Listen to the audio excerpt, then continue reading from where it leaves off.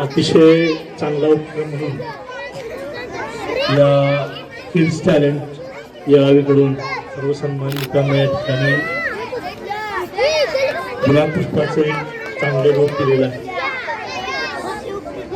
त्या येळावीमध्ये छत्रपती शिवाजी महाराजांचा पदस्पर्श 1659 साली झालेला होता. इतिहासाचा असा उल्लेख आहे की तुमचं जे ऐतिहासिक जे महादेवाचं मंदिर आहे, अफजल खानाच्या वधानंतर छत्रपती शिवाजी महाराज ज्यावेळा त्या भागामध्ये जवळजवळ 1 महिना होते तेव्हा त्या येळावीमध्ये त्यांनी आलेले होते आणि त्या महादेवाच्या मंदिरामध्ये त्यांनी स्वतः पूजा केली होती असे ऐतिहासिक उल्लेख आहे. आता लवकरच छत्रपती शिवाजी महाराजांची जयंती येणार आहे. हे मॅडमने सांगितलं की हे रोप लावून ते रोप वाढत असताना त्या आठवणी राहतील.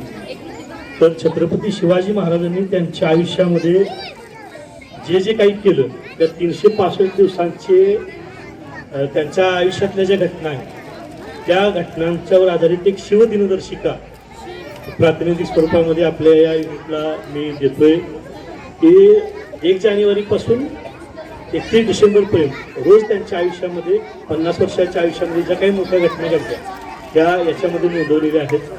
तर या पठाण कुटुंबियांनी त्याचा स्वीकार करावा अशी मी त्यांना विनंती करतो.